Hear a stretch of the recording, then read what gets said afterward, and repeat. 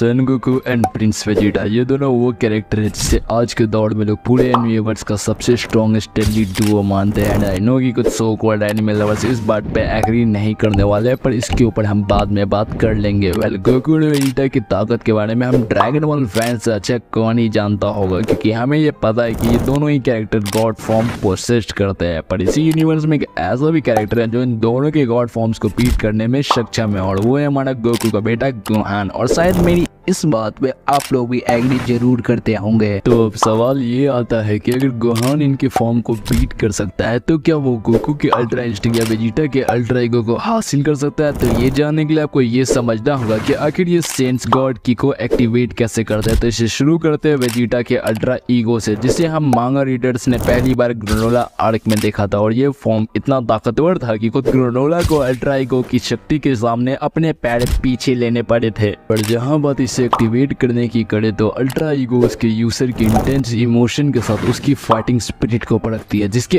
अंत में उनके यूजर को गॉड डिस्ट्रक्शन के समान शक्ति मिलती है और उनकी की एनर्जी डिवाइन बन जाती है। मींस इस फॉर्म में सिर्फ गुस्सा बोलता है। और हमारा प्रिंस वेजिटा इसी से तो बड़ा है, पर अब वक्त आ गया है गोकू के अल्ट्रा इंस्टिंक्ट का। और मैं ये बता दूं कि ये अल्ट्रा इंस्टिंक्ट अल्ट्रा ईगो जैसा बिल्कुल नहीं है जहां सिर्फ गुस्सा बोलता है, क्योंकि अल्ट्रा इंस्टिंक्ट एक ऐसा फॉर्म है जिसे मेंटेन करने के लिए गोकू को अपनी बॉडी को काम रखना पड़ता है। लेकिन आप लोग ये सोच रहे होंगे कि अगर गोकू शांत हो जाएगा तो वो वार कैसे करेगा। तो इसका जवाब ड्रैगन बॉल सुपर हीरो में वेजिटा ने पहले से ही बता दिया। तो आगे बढ़ने से पहले उसे सुन लेते हैं।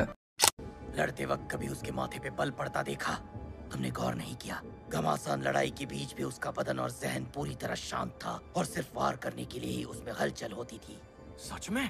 ठंडे दिमाग से किया हुआ हमला हमेशा असरदार ही साबित होता है। न दुश्मन हमला भाप पाता है और ना ही हमारा ज्यादा स्टेमिना बर्बाद होता है। वेल, ये तो रही वेजिटा की बात, पर असल में भी जब गोकू मेडा से ट्रेनिंग लेकर अल्ट्रा इंस्टिंक्ट पे महारत हासिल कर रहा था, तब भी उसे अपने आप को काम करने पे ही ध्यान देना पड़ रहा था, बिकॉज ये ताकत एंजल्स की है जिसे गोकू ने अपनी मेहनत से हासिल किया है। और इसी वजह से उसके अटैक्स नॉर्मल अटैक से ज्यादा हार्ड हिट करते हैं। ऐसे ही अल्ट्रा इंस्टिंक्ट को ड्रैगन बॉल के यूनिवर्स का सबसे स्ट्रॉन्गेस्ट फॉर्म थोड़ी मानते हैं। इसलिए ये बात भी जाहिर सी है कि जिसका बाप इतना ताकतवर है उसका बेटा तो इमेंस स्ट्रेंथ पोसेस करता ही होगा। और अगर फैक्ट की बात करो तो सीएन ब्लड जब अर्थलिंग ब्लड से मिलता है तो वो अनस्टॉपेबल बन जाता है। और उसी का एग्जांपल है गोहान, जो कि बीस्ट फॉर्म ऑन करता है, जिसे गोहान ने अपने रेज मोड की बदौलत हासिल किया था। पर समय के साथ वो इस पे काबू कर महारत हासिल कर लेता है, जिसकी वजह से ही आपको टीवीएस के चैप्टर 102 में गोकू वर्सेस गोहान देखने को मिलता है। और इस फाइट का विनर गोकू का बेटा गोहान होता है। तो ये टॉपिक यहीं पर खत्म हो जाता है, क्योंकि गोहान को ना अल्ट्रा ईगो की जरूरत है ना ही गोकू के अल्ट्रा इंस्टिंक्ट की, क्योंकि गोहान के पास उसका बीस्ट फॉर्म है जो उसे ड्रैगन बॉल के करेंटली स्ट्रॉन्गेस्ट कैरेक्टर बनाती है। और ये बात हमारे लेजेंडरी अकीरा तोरियामा सर ने भी कंफर्म की थी। तो ऐसे ही एनिमेवर्स की बातों के लिए बने रहो कॉस्टिक बिहारी के साथ।